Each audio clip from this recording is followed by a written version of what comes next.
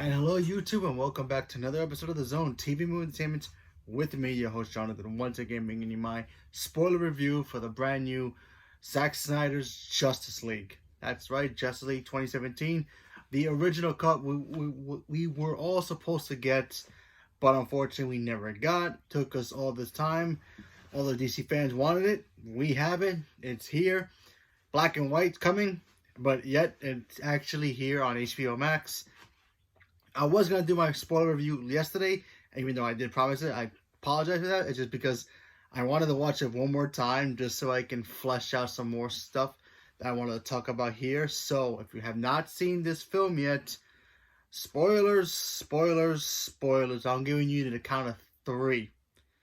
Actually, you know what? I'll do from countdown from 5 to 0. So, if you have not seen it, go back, watch that, then come here and watch this review. This spoiler review, because I'm going to talk about a lot of things that actually happened in this film that makes sense of what actually, went down here. Why this version of the film was way better than the 2017 version. So, spoilers in 5, 4, 3, 2, 1. If you're still here, okay. So, we all know that when the 2017 version came out, the Justice League weren't exactly there. You know, everybody was around. Superman had just died because of what happened with him and Doomsday and Batman v Superman. But what actually happens in this cut, we do see a kind of like a flashback of what actually happened. Kind of like a previously on this film, where we saw his death, but yet we see Superman yell, and his cries go through the planet. As in, everybody can hear it, from Atlanteans all the way to the Amazonian women. And that basically became a beacon for Steppenwolf to show up and take the mother boxes. We find out later in the film that the reason that Darkseid's forces start to attack Earth is because Superman had previous died. So basically, Superman was that ultimate shield on the planet, and then when the shield was gone, or Superman's case dead, the shield opened and they were able to go in there and have a full 4 attack. Kind of like how in Infinity War, when they opened the barrier from Wakanda and all the bad guys just started showing up and they all had to go in there to fight them. Kind of like that in a sense.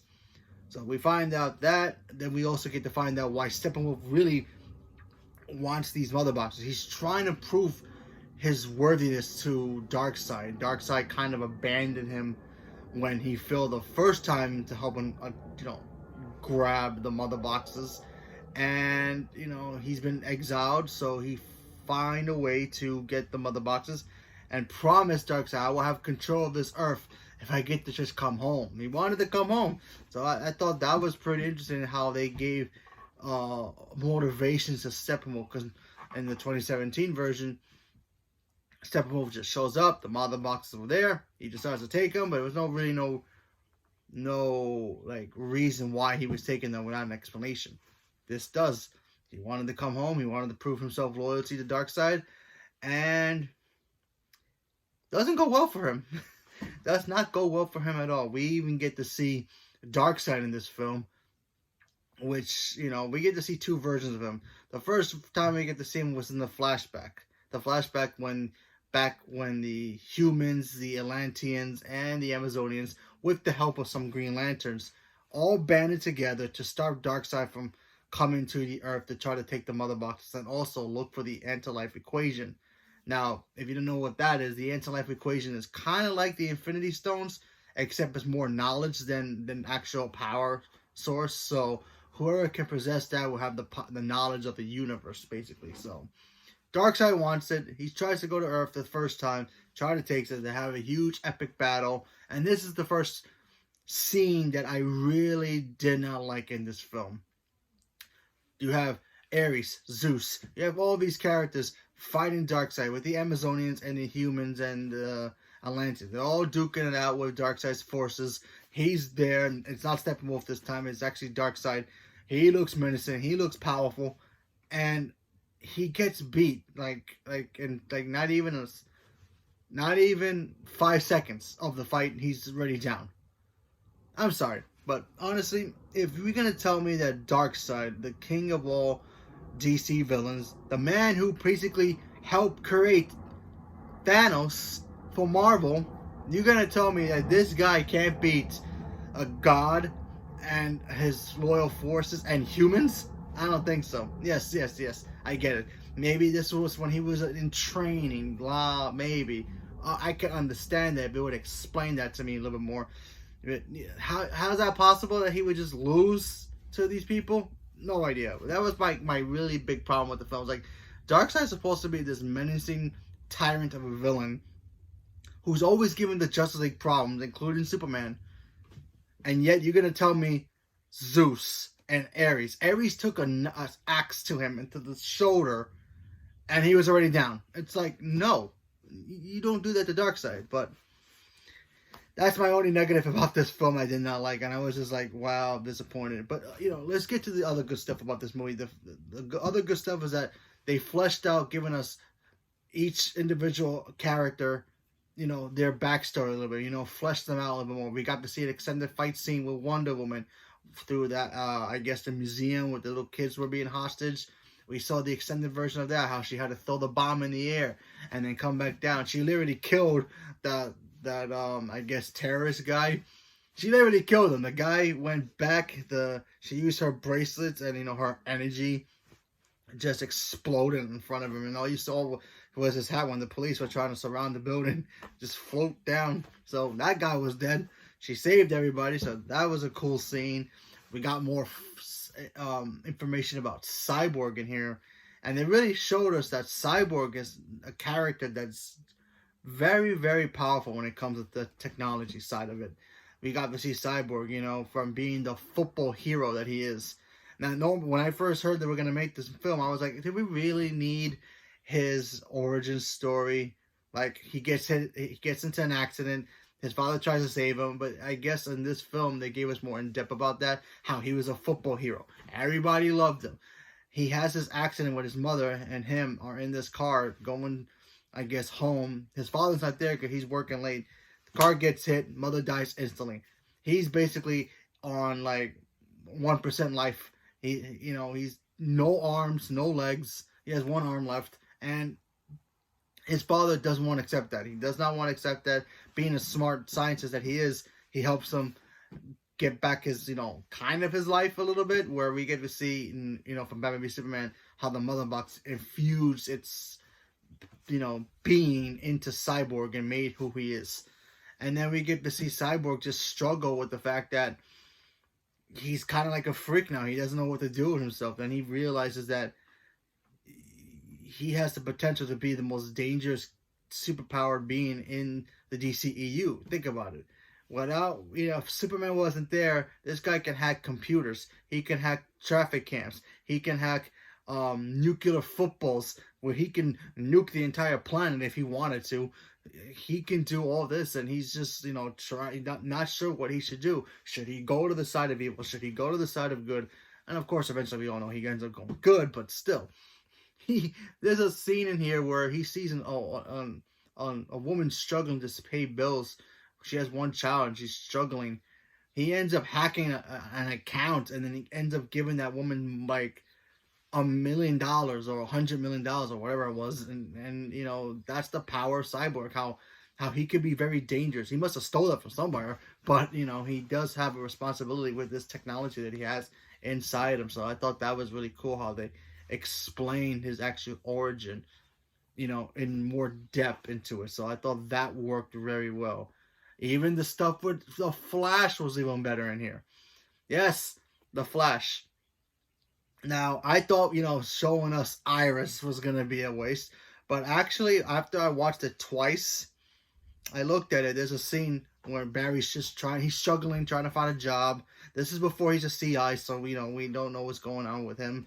We'll probably get more information about that during his movie. His father's in prison for the murder of his mother, even though we know, from the Flash TV show, that doesn't happen. So who knows if they're going to connect the Reverse Flash to that. But still, he's struggling. So he goes off to find a job by, I guess, be a dog walker.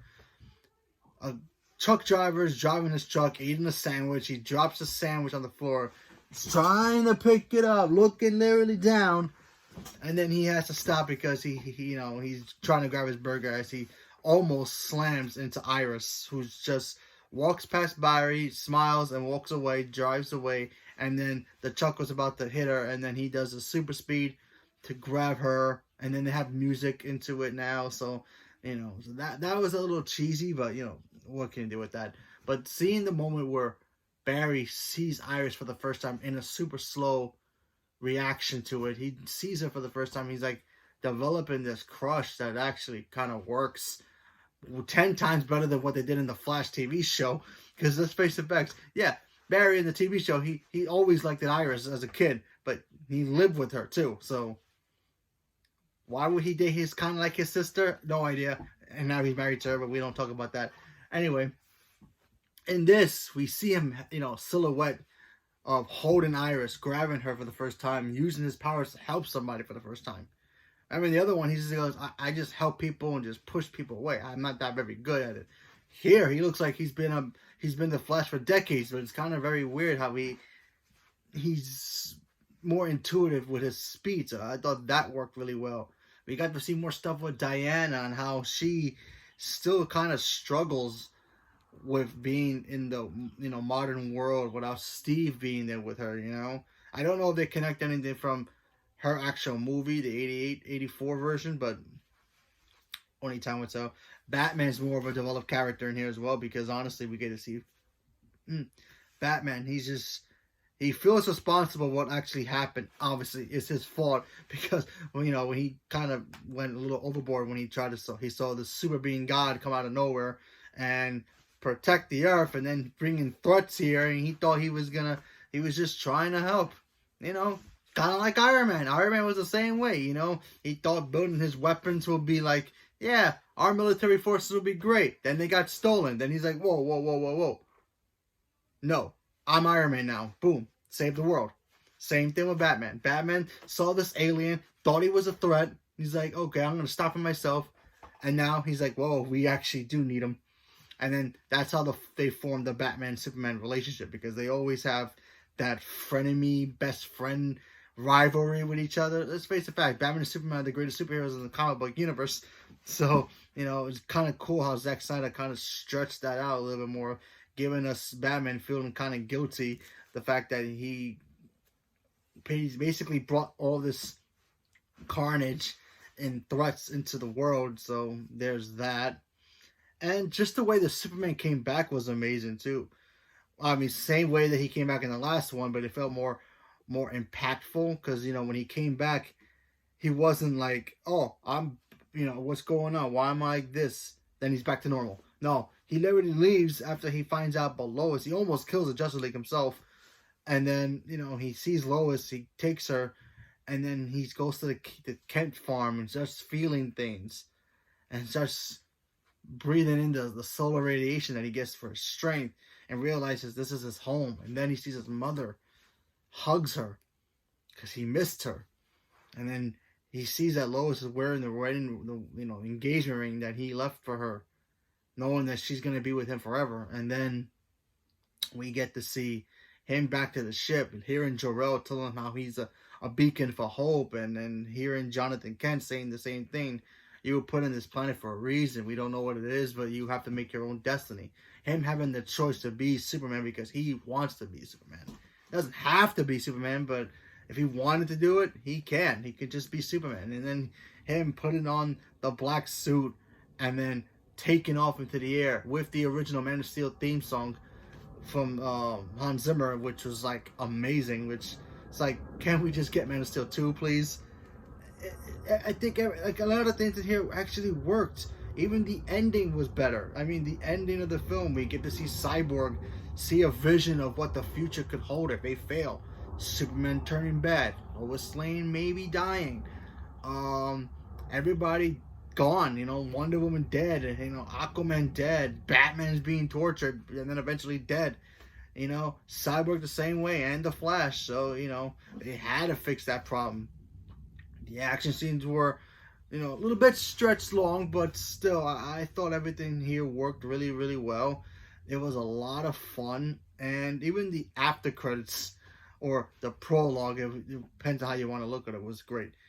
Very, very short. I kind of felt like the future nightmare stuff should have been the beginning of the movie to set up. Okay, here's the nightmare scene. What could happen? They have to go back in time to prevent. But it was a dream anyway. So if if it was the beginning of the film, and then Batman just wakes up, and then he goes, "Okay, I have to get the team. This is starting to feel very weird to me. I gotta fix this problem. Gets the team, prevents that from happening. Keeping Superman on their side keeps that future away from them." And then we get to see great dialogue between Jared Leto's Joker and Batman, or Ben Affleck's Batman. It's just like, oh yeah, Joker goes, "You let your family die. You let everybody you care about die. Lois Lane dead. Robin dead. You know?" And then Batman just drops an F-bomb. He's like, "You know what? If you betray me, I'm gonna can kill you. I'm just gonna can kill you. I made a promise to Harley Quinn when she was dying in my arms that I will kill you." And Joker just laughs. And it's great. Very short, unnecessary real scene. But just seeing Batman and Joker, always in any kind of dialogue, whether it's in the interrogation room in the Dark Knight or in the tower when Batman and Joker are talking about how he killed his parents and you made me and I made you. Batman and Joker stories are always great because you don't know what kind of dialogue you're going to get from these films, especially, when they're in it, when they are next to each other or facing each other. That's why I cannot wait to see the Patterson version and whatever version Joker they're going to give us there. The dialogue for those two are going to be insane. So, yes, I kind of wish we can get a Ben Affleck, Jared Leto Joker movie, but I don't think that's going to happen. But overall, I thought this film was just better than I thought it was going to be. I honestly thought we didn't need this, but after watching this, might be my second favorite Zack Snyder DCEU film. Yeah, it is. So I go Man of Steel, then I go this, then I go Batman v Superman. Even though Batman v Superman is actually my least favorite DCEU overall out of all of the films, because I still go Suicide Squad, Man of Steel, the new Justice League now, Wonder Woman, Aquaman, Shazam, and then Batman v Superman's last. I love Batman. I love Batman and I love Superman. I'm not a huge fan of Superman, but there are times that like Henry Cavill just brings him as Superman to life. It's like he's Superman. He is Superman, and we need more of him in this universe. I need to give us more. I am looking forward to the new version of Superman, whatever version that's going to be, the one that I believe J.J. Abrams is doing, the Black Superman. I think that's going to be cool. Can't wait to see how that is. Like I said, I'm not a huge Superman fan, more of a Batman fan myself, but still, Superman's awesome, and we need more of him in the universe. So, yeah. But yeah, that's my thoughts on this film. I like I said, I thoroughly enjoyed it. I had a blast watching it. It is 4 hours, but you know what? For me, it goes by long, and you're like, how long is this? But yet you're still intrigued by it.